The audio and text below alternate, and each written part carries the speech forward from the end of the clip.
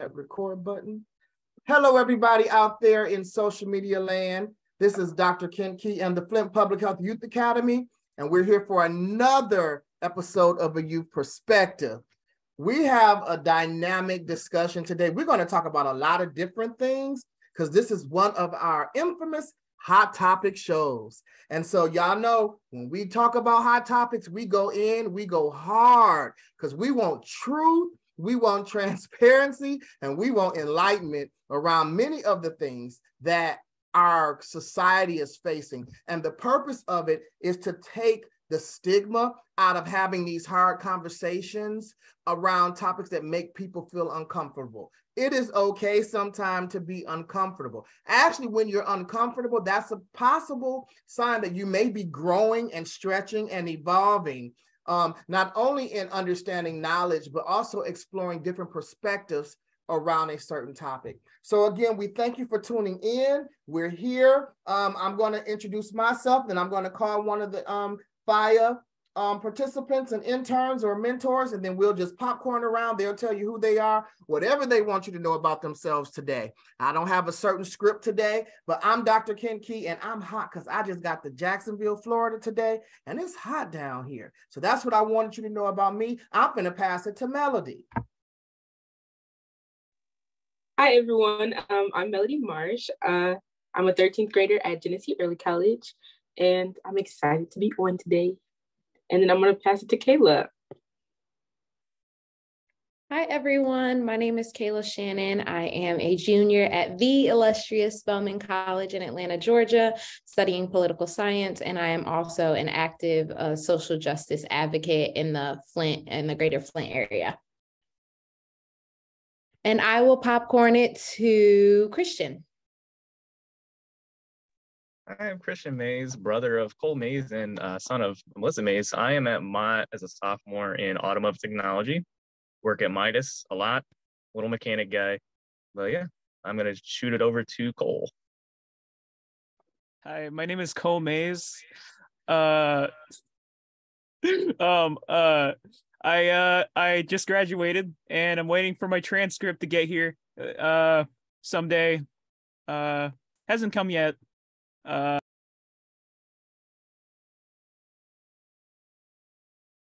Who you gonna pass it to, Cole? Joseph. Hello, I'm Joseph. I'm a junior at Grand Blanc High School, and I'm excited for the weekend because I'm in no school, and hopefully there's snow days to come before Christmas break. So yeah, I'm gonna pass it to Amir. About hello everyone. My name is Amir Brown. I go to U of Flint, and I'm not prepared for the cold that's coming up. Like later, I'm not trying to do it.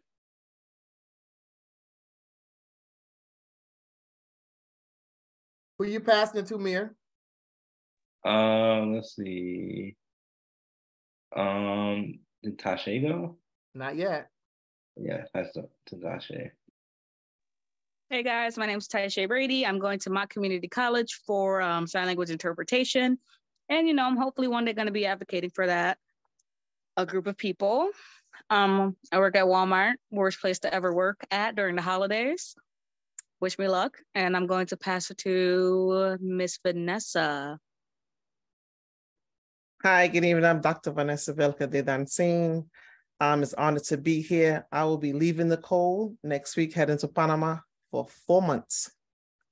I pass it to Melissa. I'm Melissa Mays, extremely jealous of Vanessa. Might hide in her suitcase, if that's all right. Don't mind me. I don't eat that much. It'll be fine. Mom of some awesome kids. All of the kids here, I'm proud of all of them.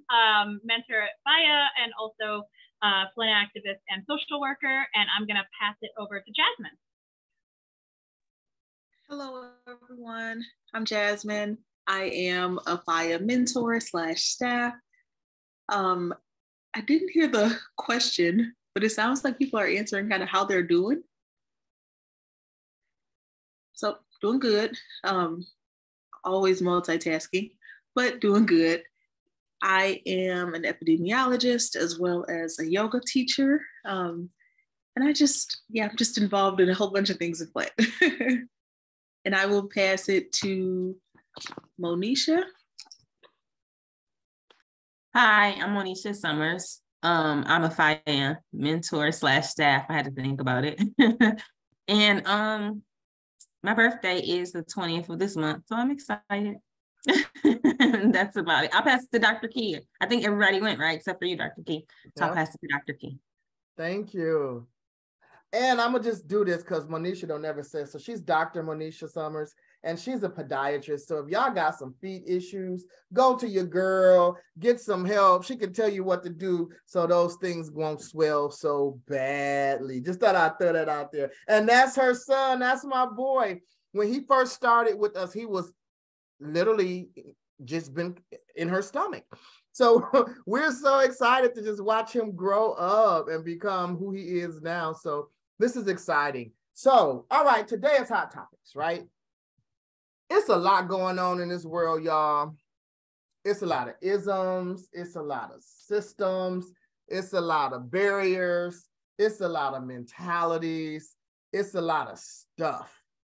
And so I kind of want to just start the show off by kind of talking about what we have been seeing happening these last 2 to 3 years and how things that should never be politicized are becoming politicized, right? Things that should have never been in the political sphere that has something to do with things that have to do with our everyday life should never be politicized to where it's, if you do one thing, then you're considered to be on the red side, or if you do another thing, you're considered to be on the blue side. No, you make decisions based on your understanding of what the situations are. So like COVID or like wearing masks, etc. And so one of the things that I'm thinking about during Hot Topics is how do we as a society start kind of getting back to owning decisions and not forcing politicians to politicize decisions that are for you and your family and what your belief system is all about. And for it to not be co-opted by these political strategists to try to move agendas that I may not even believe in what you believe, but at this time, I may not want to do what the other side is doing. So how do we have these conversations so that we can normalize owning our own stuff? To me, that's our right to have decisions, and my right should not be forced to mean that if I choose a certain decision, then I'm forced to side or I'm looked as if I'm siding with one group versus the other, because I might not be siding with nobody. So anyway, I just want to throw that out there. Let's start with that kind of broad sweep, and then I know y'all gonna go into some more direct examples of things, but just want to go there. Go ahead, Amir.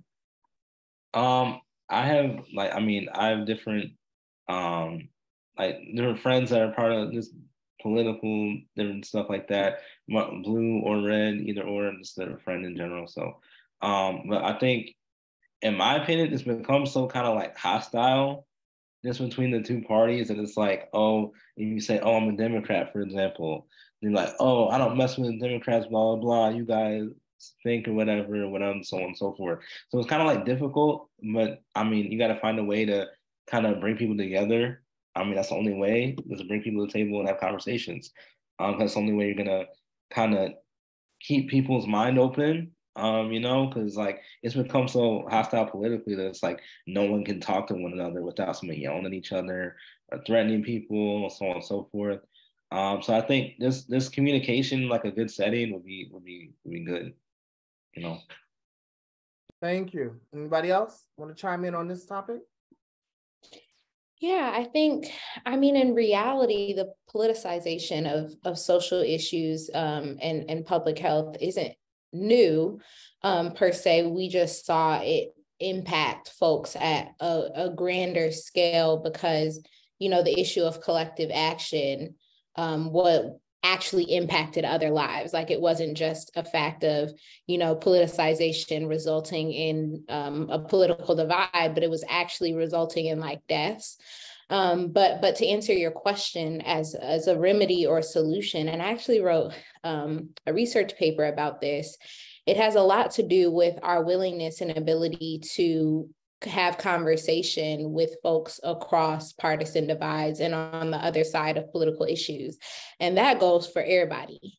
I consider myself to be more liberal, but sometimes folks who are liberal and Democrats will border on righteous indignation, as if simply because, you know, you've reached a conclusion on an issue or a set of issues, even if it's based on what you understand to be fact and your perspective and all of these things, there reaches a point where we must also be willing to hear other opinions, or to even be patient enough and to meet somebody where they are at. Like we can't expect everybody to be on the same page as us, because it's simply unrealistic. And so I think what it has a lot to do about is two things. One, us being able to be willing to have those conversations, and two, us also doing the research for ourselves, because that's part of the problem, is that folks, you know, see one post on Twitter and now they an expert. Like they see one, you know, one Instagram reel, one TikTok, and now they've made up their mind about an entire like complex issue. And so we also have to be willing to take the time with our short attention spans and read something like, and actually know the facts to be able to even be informed to make a decision ourselves. Thank you, Kayla. Anyone else? I think one of the consequences, we see it really well with the Flint water crisis, that the world like garnered, like jumped on us. They're like, oh my goodness, we can't believe this is happening to these people. You know, we can't believe a government would poison their people and leave them to suffer. But then when it came to talk about accountability and who was at fault, then the finger pointing started, and then they turned it into a partisan problem. Instead of it being a human problem, a public health crisis, it became a political crisis. And as soon as the finger pointing started, the solution stopped. And the people, the rest of us, we continue to suffer. We're rolling into 9 years of the Flint water crisis, and people are shocked. They're like, oh, well, there was all this attention. And I'm like, yeah, there was. And both sides were angry at the entire situation. But then as soon as they found a way to kind of get out of being held accountable for their actions, inactions, or whatever, as soon as the finger pointing started, then it became, oh, well, this happened to you because you live in a Democratic city. I'm like, well, you don't know anything about the emergency manager law, and the Republicans did this. However, both parties are in control at some point in time, some level or whatever. We need humans, not the GOP, not the Democrats, this, to actually put together a solution and work with the people who are impacted. But also remembering we're people. We're not numbers. We're not red, blue, this or that or whatever. We're humans just like you. And I think that's where people are like, well, that's you and you're different. And it's so easy to separate yourself from those people, saying it can't ever happen to me because I'm not blue or I'm not red, so it can't happen to me. And it's a way to protect yourself, but to distance yourself from something that's so tragic and awful, but that also prevents anything from, you know, protecting you from it happening to you as well. And we saw that with COVID, and it's just like, nope, that's them, not me. And so again, we've got to find a way to come back to bring it back to a human level. It's like, well, it's all of us. This is happening to all of us. And if it doesn't get fixed here, it's going to happen to you. So be prepared. I saw Jasmine jump up. I was about to ask you a question. When you come back on, Jasmine, I got a question that's kind of specific to this, but it's kind of like about looking at someone who practices mindfulness, who's like in that space. Like, what are some things, what are some tips to help people kind of like balance those inherent tensions that are being presented in front of us, that speaks to our humanness, but are being coverted by the political structures that be? What are some things that you think, Jasmine, and even if you have tension around those things, what are some things you do to kind of center yourself? Ooh, yeah. I would say, so there's a lot. I'm like, do I even want to go there? But I'm like, there's a lot. I would say things that we could do to balance is to, first of all, have an alignment of, okay, these are the values that I hold. So there's a certain level of we have to interact with these systems, engage with these systems, participate in some ways in some of these systems, and I think getting really clear on what we will and will not participate in is one, and just having boundaries around that. I think also just practicing mindfulness, practicing breathing exercises. When you're dealing with,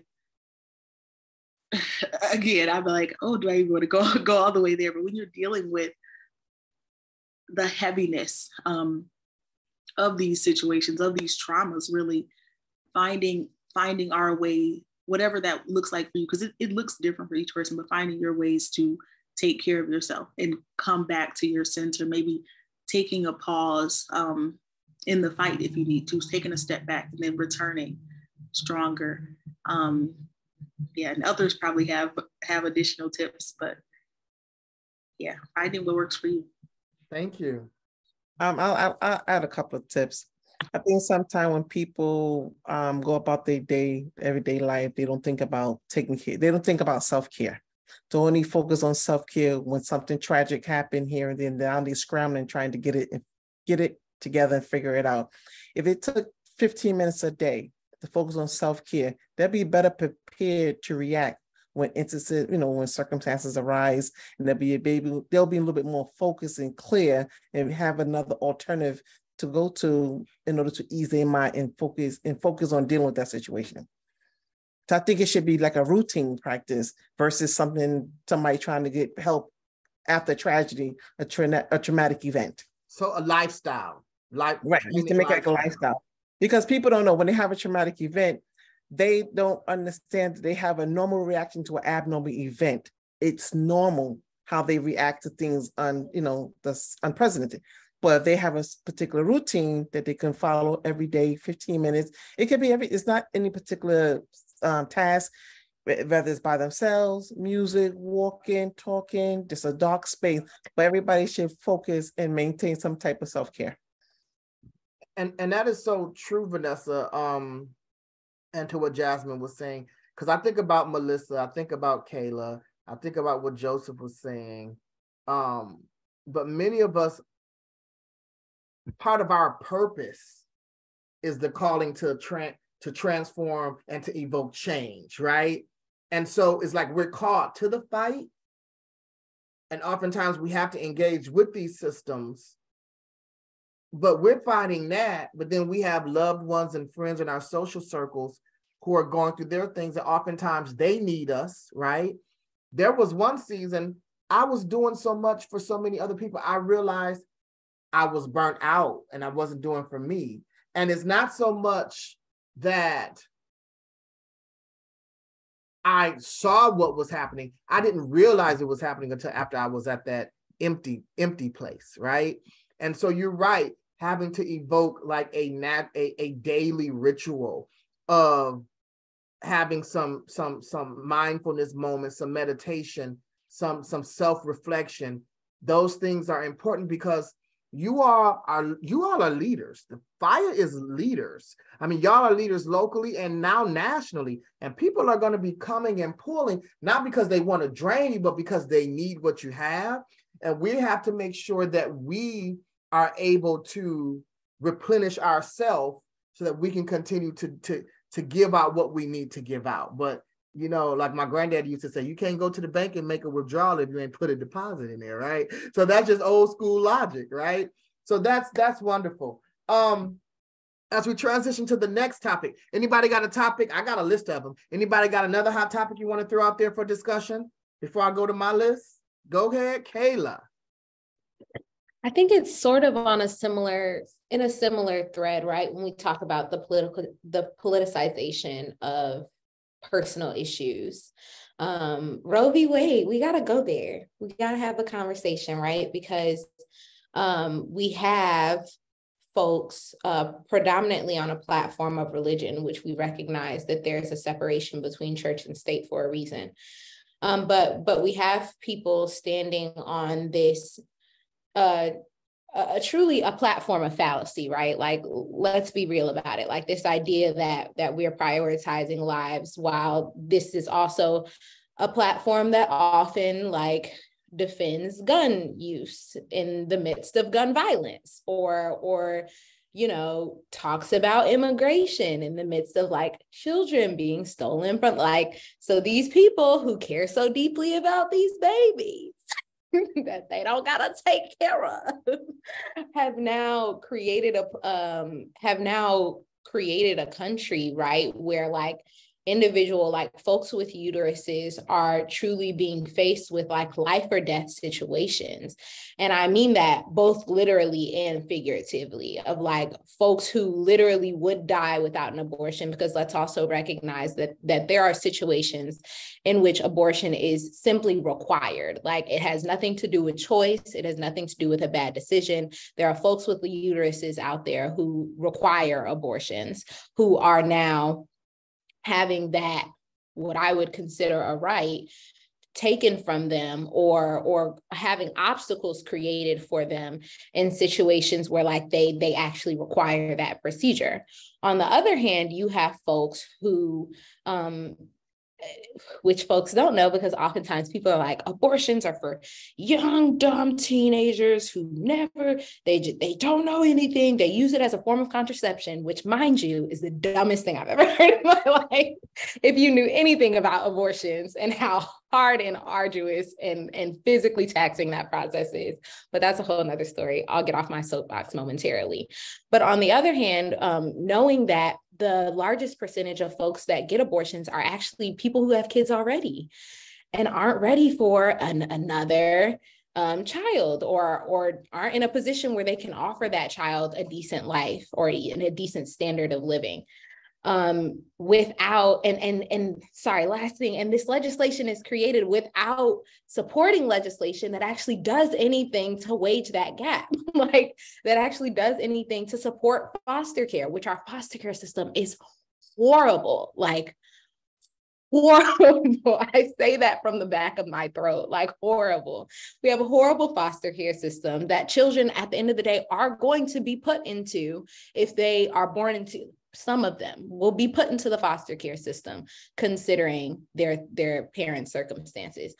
Not supporting single moms. Also, these folks who oftentimes don't support abortion also don't support like things like food stamps and like support for these parents and these families. Counseling, like therapy, like can you imagine what it would be like to have to give birth to a child that you aren't prepared for or don't want? Like, it's just, let's get into it. I'm gonna leave it there. Melody, go ahead. So just to like highlight something that you said, Kayla, the double standard that's not talked about. These politicians care so much about our uteruses and us having babies and everything, but what about gun control? Like, you don't care about the lives we're losing from that. What about the Flint water crisis? You don't care about the lives that are being lost from that. Like, there's so many other things, but you're focusing on like something that's small, in my opinion. Like, and they're just turning everything political, and it just does not need to be political. Like, let's start focusing on our lives, like lives that are being lost, gun control, water crises, different things like that. It just really, it's like, it's just so dumb to me. And it's, yeah, sorry. Gabrielle, thanks, Melody. Gabrielle. So this, and I'm going to preface it with this. I am very biased as a future OB guy. So what I'm going to say is very much biased. But Kayla, I'm glad you raised this hot topic because, you know, as the election was going on, especially in the medical school community, you all wouldn't believe how much difference in values and views there were. And to me, to be very honest, that's very scary. Because I think church and state need to be separated, yes, but these are future physicians that may have to care for people with uteruses and people that want to have kids or cannot have kids for whatever reason. And that's just the period about it, right? But when you bring up these conversations and the othering things like, okay, well, what about if the child is born into poverty? They're not willing to talk about the systemic, you know, things that go on to that. They literally are thinking about, okay, this is terminating a pregnancy. And even then it's kind of like, they don't necessarily know what all that entails because their definition is skewed. But I definitely think that people talk about and piece together about this specific situation, what they want to hear and want to make sense to argue, you know, their views. But it's definitely skewed. And I definitely think we need to have more conversations about it. So thank you for bringing this up. And at some point, because Kayla brought this up, and I know it's a real good hot topic, Joseph's mother and myself and Dr. Bailey are on a project looking at maternal health. And we're actually writing a grant now for a maternal health center. And many of us did infant mortality work years ago. And we're concentrating on women of color because they're dying at higher rates due to maternal health issues. And a lot of it is systemic stuff within the health system and their pain and their comments being disregarded. It's a lot of stuff that contributes to this. But I think that might warrant us to have a show to really kind of go deeper into that. But I will say this, some of the, and you guys have been really good at how you are couching and seasoning your terms and your terminology. I look at it like this. The biggest group that has the biggest bullhorn, and I'm not saying you should be for or against anything, but if you're going to say you're for something for the set reason of saving life, and then the other reason was because, and that's fueled by religion. In 1 minute, you're saying when it came to wearing masks and vaccinations, the government doesn't have a right to tell us what to do with our body. But then when it comes to this, the government has a right to tell you what to do with your body. Like, it's just the hypocrisy for me that I can't digest. It's, you know, my grandmother used to say religion and philosophy and those types of things. She said, do it like you eat fish. And I said, Granny, what you mean? She said, eat the meat and throw the bones away. Eat what you can eat and don't choke on what you can't digest.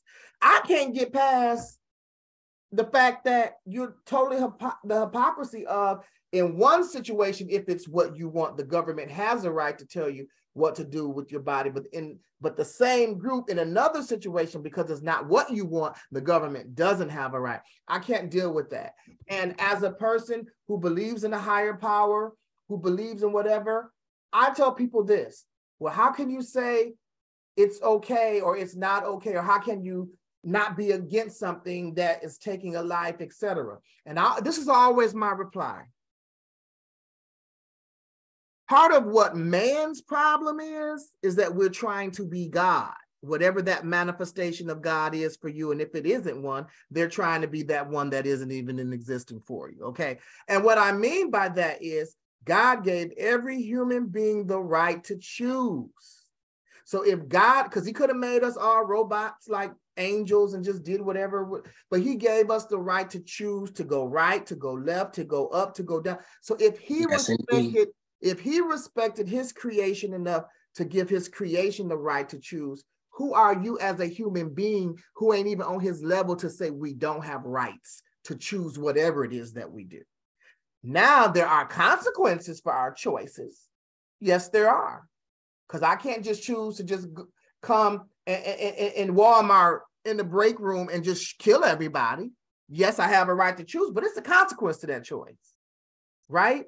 But if the higher power gives mankind the right to choose, who is another man to say that another human being does not have a right to make their choice regarding themselves and their body? So that's my whole spiel. That's my whole framing. When I do these national talks about it, I lay that frame, then I go to work, as they used to say. Go ahead, Kiera. Hey there. Y'all know it always take me 5 seconds. But sorry. Dr. Key, is so funny when you talk about the right to choose, because when you brought up God, and I am a Christian, I always had a problem with this, but apparently all sins are weighed equally. And I don't feel like I do that much, but apparently when I cuss and drink, that's the same as murder, long as I'm forgiven.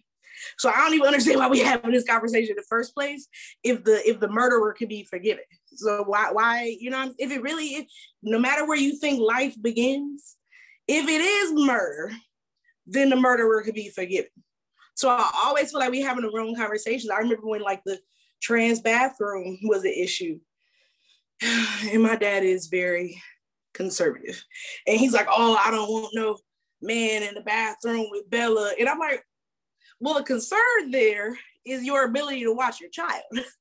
Your concern there is your ability to have conversations with your child about, you know, sexual assault. Like there's free classes at the Y and at these churches about having conversations with your child, like what's a good touch, what's a bad touch, and seeing the signs.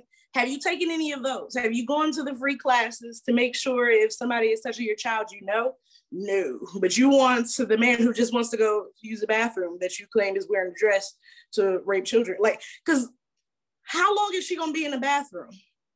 How long is she gonna be in the bathroom? It's just too many issues that I feel like get skewed when it really is about choice. And the choice is in the hands of the person who has privilege. Because when, I can't remember who was just talking when they brought up the politics. I think that was Taisha. When you brought up the politicians, I thought you was going to talk about how many politicians have people in their lives go get abortions. Because these very conservative families, when they have a young daughter who falls pregnant because they're not watching their own kids or their extramarital affairs, have them flown somewhere to get an abortion if they are in Texas or wherever else you're not supposed to get one. And so that's why, I mean, we always go back to the church and state should be separated, but it's like, you're just letting people choose who have the privilege to choose, and you're not thinking about all of these other issues that goes into it. And I think when I first started with FPHYA, you used to say all the time that racism is a public health crisis.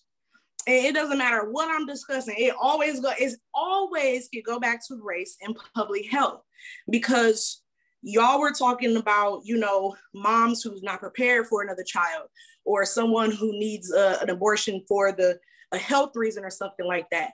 But what about the young, dumb kids who think they're prepared for a child and then get hit with a ton of bricks because they're not?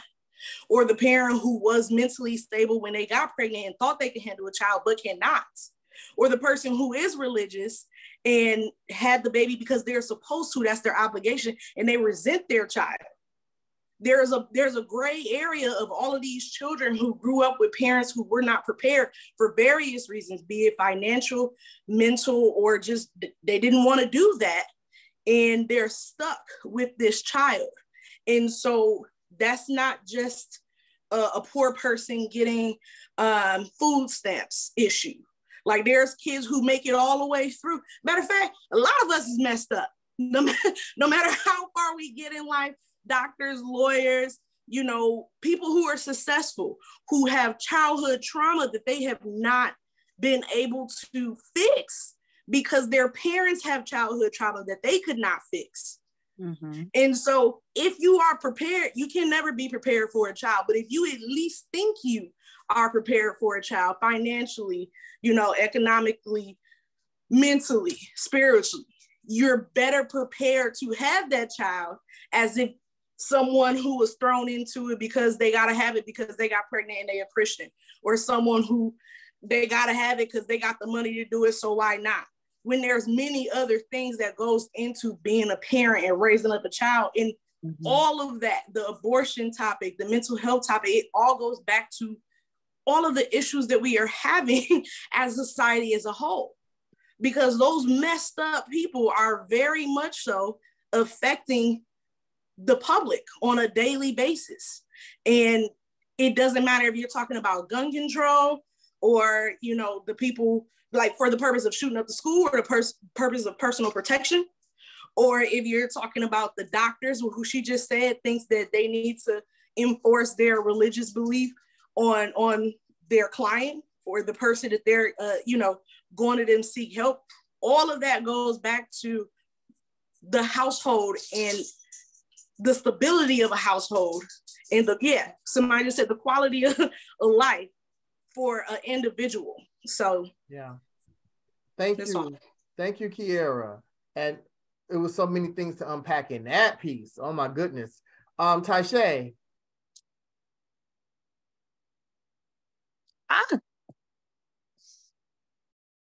I'm so sorry. I was so unprepared. I want to say, I want to comment on a bit of what Kiara was saying. I absolutely loved every bit of it because she's right. it's basically like where I also wanted to say like it's a generational thing too, because I have a sibling who she's 17 and has a child, and you know, she felt like she needed to have that child because of a family member of mine that continues to put pressure on our family. And I think it's because that family member has had a fair share amount of kids of her own. And it's just, in my opinion, it's also based on like them wanting to like make up for the mistakes they've made. So like, my mom has 10, like there's 10 of us out of my mom. And, you know, with my sisters having children, she wants to put what she thinks is better, which a lot of times it's not better, or she puts a lot of pressure and a lot of force onto that sibling, making them feel like, oh my gosh, I have to do this, because if I don't, then I'm going to be the worst person ever. I'm going to end up like how so-and-so ended up, or I'm going to never be able to do what I can do. And, you know, that's not always the case, you know? And there are situations where she thought about like, is it really best for her? And is it really best for like the child when it's born, kind of thing, you know? And a lot of it is that, like I said, generational pressure and having to think that you have to do something based on what your parents have taught you and what you already know. Because a lot of it is because of a parent not being able to do what they have done and wanting to put it on their child. And that is not, like I said, it's not always a bad thing, because parents usually know what's best, and, you know, they know a lot of stuff. But in certain situations, they don't, and they try to make it seem like they do. And it's doing nothing but harming that person. And it's making them feel like they mentally can't do it, that they physically are unable to do it, and other situations like that. Thank you. And I don't want to go past, Melissa said earlier, she just wanted to say that if the government wants to take ownership of our uterus, then they need to also take care of the rest of our organs. I agree with that, right? Cole, your hand is up. I was about to read what you said, but go ahead. You got the floor. Thank you. Trump said it himself. Basically, politics is a business. So basically, when you run a country like a business, life will always be violated. Like, you know, guns, wrecking, cash, a lot of money. So we're not going to remove that anytime soon. Now, abortions are not as taxable as, you know, the possessions of babies. So we're going to go ahead and exploit that. Not me. You know what I mean when I say we. I'm referring to the country. And, you know, racism can provide a blind, impulsive spending, which that blind ambition can once again blind the weak away from the financial exploitation of this business called the USA. Man, I tell you, Kobe said some like real, like you have to sometime after the show be like, what did Cole say again? You just be pondering it, because he be letting out some heavy stuff. Don't worry, I say it like 3 times a row, man. I stutter a lot. It's okay. We can get past the stuttering. We just want you to get the words out, because it's the statement that counts, not the stutter. Go ahead, Kayla. Thanks, Cole. I think what came to mind as we were having this discussion is this ad that I saw recently, and it was like, stay with me here. It was like a 12-year-old came into a family planning center and was like, I'd like to adopt a baby. And she's like, I want to adopt a baby because I think they're cute, because I saved up the money. I've been working a lemonade stand. I can afford it. I want to adopt a baby because I feel like I am fit right now. I could raise a baby. And the lady at the front desk is like, you cannot. No, there's no way. There are like salary requirements, and we do home checks, and like you don't even have your own home, and like, you know, there are all these, there's this long, anyone who's ever adopted a child or even fostered a child, like there is this long and drawn out process. Once again, the foster care system sucks, but there is a process. There is a process in which you have to go through in order to acquire a child. So they go through this whole conversation. The 12-year-old is persistent. She's like, I want my baby. She's like, no, right? So the 12-year-old gets on an elevator. 2 seconds later, a 16-year-old gets off the elevator and is like, I need an abortion. I can't, like, I'm not in a position. I just can't have this baby.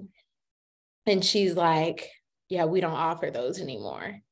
And I know they were being like facetious, right? Like 12-year-olds usually aren't trying to adopt a child, but you get the premise, is this idea that like you wouldn't let a child adopt a child.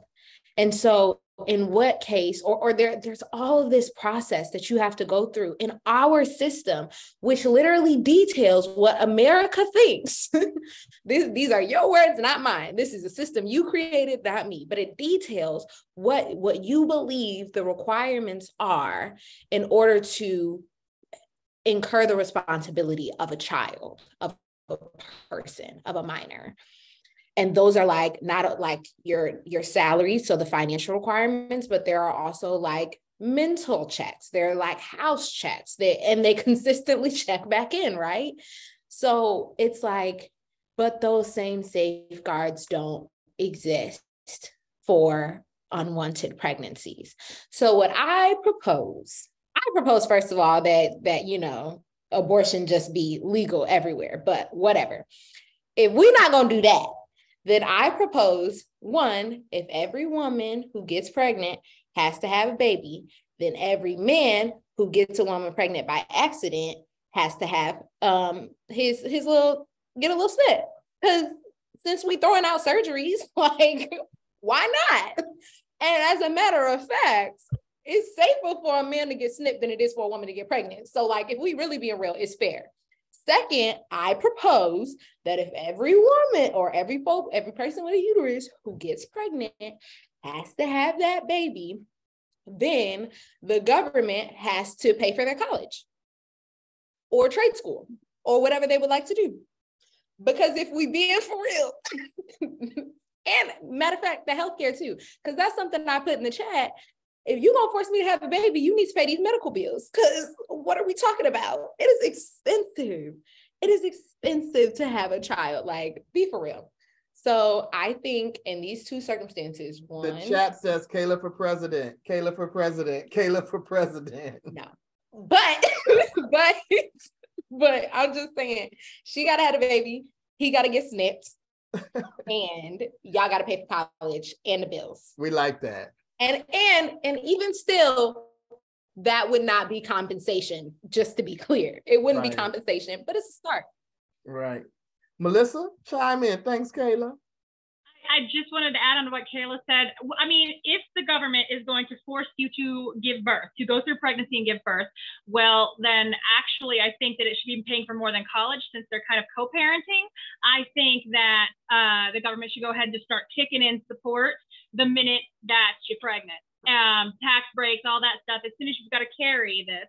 But that also means if somebody attacks you while you're pregnant, then it's got to cover the child as well. So, you know, crimes on pregnant women, that's 2 lives right there. But then also I do believe that, yeah, I mean, hey, the co-parent government needs to be paying for housing, needs to be helping pay, like the things you would go to with court with child support. So these things, food, housing, health insurance, daycare, all the child care, all that stuff, all the way through the life of the kids. So, hey, government want to tell what you can and can't do, and that you have to have this child because they say so. Well, cool, you're a co-parent now. Recitals are at such and such time, and take care of our baby. Like, this is our body, so it's our baby, right? No. Because Dr. Bailey had said, why is it always just falling on the woman? Because we didn't just walk around and impregnate ourselves, most likely. I mean, it's science, right? But yeah, I mean, it's like, hey, you want to have a say in what's going on in here, then pay up, and this is your child too. So in our family, when someone is expecting, we always say that the father is expecting as well. That's part of the process. Now, this was supposed to be hot topics, and this topic is so hot that I think we got to just stay on it. Like, we got 16 minutes left, and I think it would be an injustice to move to a different one. So I just kind of want to move to this other component of that. When we think about maternal mortality and how women of color are losing their lives almost 3 to 4 times that of European American women while giving childbirth, with complications related to childbirth. It's something to consider. Like, it has to be something. And there are studies that have shown that it's not the level of education of the woman, because there's women with PhDs and doctorate degrees and law degrees having the same outcomes. And there are studies that compare the maternal mortality rate to other countries of color that many of these women indigenously come from, and they don't have that problem there. So what is it about being on this soil, on this particular landmass, that is creating this disparity in women of color dying while giving childbirth at greater rates? We got Melissa, then Vanessa. We're right back to the dehumanization of folks, especially Black folks and brown folks in this country. As a social worker, my job should not have to be to sit in with my client who has already had 3 children with her OBGYN that refused to tie her tubes because she was 30, and she said she didn't want to have any more children, so now she's pregnant with her 4th. Then the doctor refused, this white woman refused. And it's funny because it was she was a nurse actually when Cole was delivered. And she walked in the room and looked at me, and I'm just like, well, I'm sitting here with my badge on, and I want you to do your job and listen. She was ignoring her own patient who had been telling her about her headaches, her blackouts.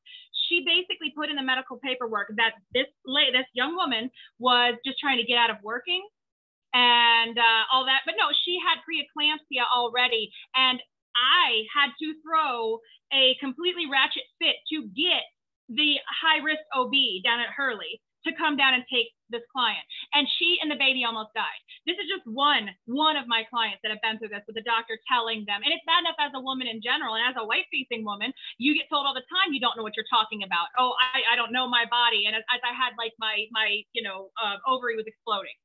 I was just going to die from internal bleeding, but it's just cramps, right? So you already have that to start with. But then you layer on that if you are a Black or brown woman, an immigrant woman, somebody who doesn't speak the language or has a slight accent, you're not even the scrap of a woman, and you don't count. They do not seem to care what happens to you or the child coming out of you, as long as you, of course, maintain that pregnancy because they said so.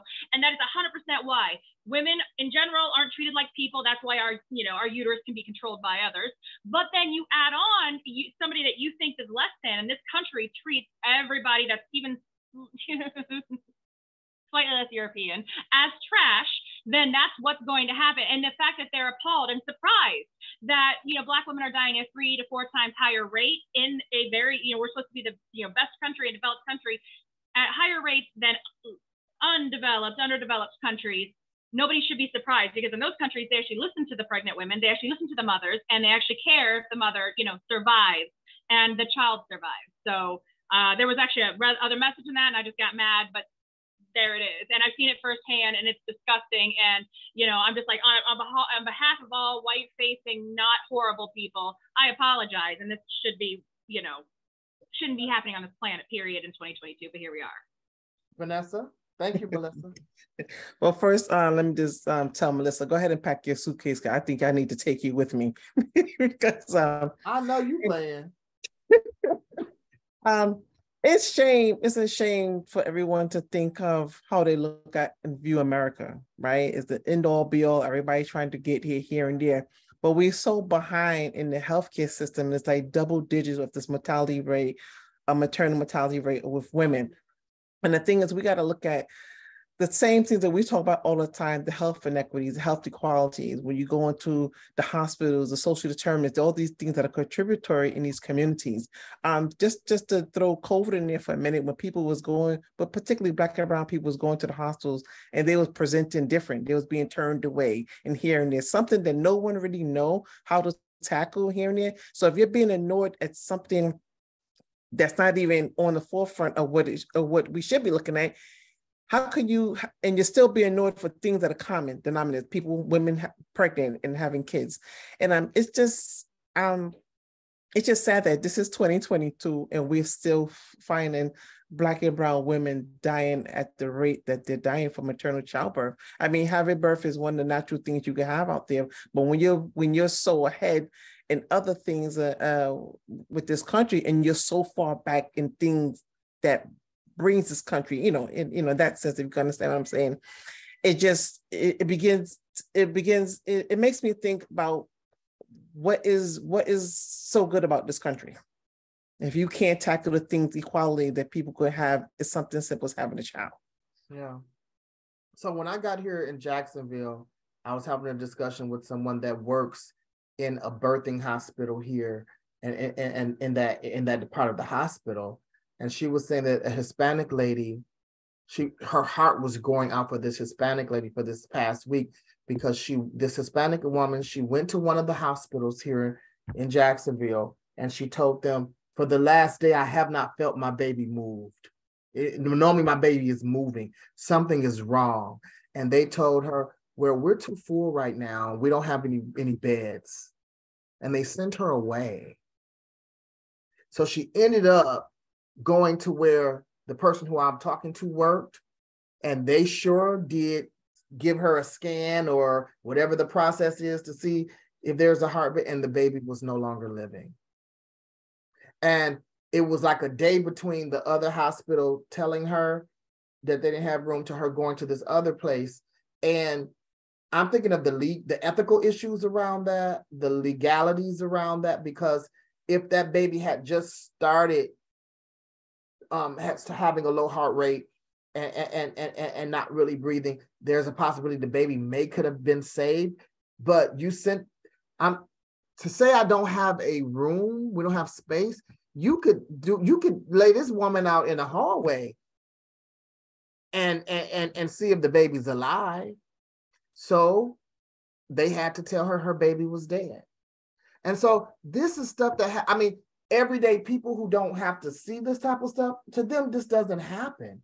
But this happens so often and so much, and it's predominantly happening to women of color. And it is something that we have to figure out a way to put an end to. Dr. Bailey. Yeah, thank you, Dr. Key, for that story. And the tragedy of that is that to compound that trauma that she's already experiencing, she's going to have to deliver that child as if it were an actual alive baby. So that's even more trauma. And then we don't understand often why people are the way they are, or what they have been going through or have gone through. And that's the way the system deals with them, as if they are the problem, and not that others have really compounded traumatic issues that they have had throughout their lives. And there's no way we're going to get away from in this right now, at this particular point in the United States, from racism. We don't want to talk about it, but we can't get away from it. It rears its ugly head in many facets of life. And it not only just affects Black and brown people, but it affects all people, white people too. Because think of the people that are going to have to take care of this woman when she delivers this baby and it's already dead. That is traumatic to you as well. We don't always understand how the trauma of somebody else affects us and creates even more trauma on the inside of us, just watching them go through that type of trauma. So when we start talking about abortions and we start talking about childbirth and maternal health, we're into a topic that is so vast and so big. And you cannot steep your religious intolerance upon this. You cannot. I'm speaking from the pulpit now. You can't do that. God gave us choice. He said, you got to choose. I'm going to give you choice. I'm going to set it before you. I'm going to set before you life and death. Choose life. but you still get a chance to choose. If you want to choose something that's not according to that, that's up to you, because I made you an sentient human being. I made you someone with free will. How dare a Supreme Court, a man, a male man, take away my God-given right to choose? See, we need to start talking back to these people who say that they are the moral majority and tell them what morality really is. Because that's the problem, is that we've allowed other people to define our morality instead of looking back to the word that really gives us that sense of peace and gives us the freedoms that we have. And you have to know that. And a lot of times they play on the fact that most folks don't know it, so you can't defend it. Well, y'all better pick up. Look, y'all better quit singing. Mic drop. Reverend Doctor. I got the background for this. Right? Okay. And go ahead and pass the offering coffer while we're at it. That's one of those. And she accepts MasterCard and Visa as well. That's one of in the scripture where it says, and the word Selah in Psalms, when people read it, the word, they're not supposed to. You're supposed to just pause. That's what the word means. It's like pause and reflect about what you just heard before we go to the second piece of the statement. Let's pause and Selah for a second with what we just heard before we go on. I think this has been an awesome discussion. I think we need to have more discussions like this. Joseph, make sure you tell your mom to go to the FPHYA page a little later and rewatch this. I think because she's leading a lot of the work around maternal health in Flint, and we're even doing a study in Flint, in Genesee and Kent County, looking at some things around maternal health. But when racism brings its ugly head in, it brings its cousins too. Y'all know, I don't know if y'all ever been around anybody that ever had a roach. Some of you have been privileged and you never had to see a roach in your life. But roaches don't come alone. They bring their cousins. So with racism, is your classism, is your sexism, is your ableism, is your ageism, okay? All of these other isms are joint to the hip. And racism is the one that forges the way. And so, again, we thank you all for being a part of our discussion today. This has been an awesome, come on. I'm here with my son, y'all, my youngest, he's with me, and so he just been dying to get in here. Wave to everybody. Say hi, Zaire. All right, he just got his pajamas on. So this has been an awesome opportunity for us to have a conversation. We thank everyone for tuning in for another edition of A Youth Perspective. That's right. Join us week after next as we prepare to have the last couple of sessions before we go into the new year. We're excited about public health, and remember our motto: public health is everything, and everything is public health. Good night, everybody.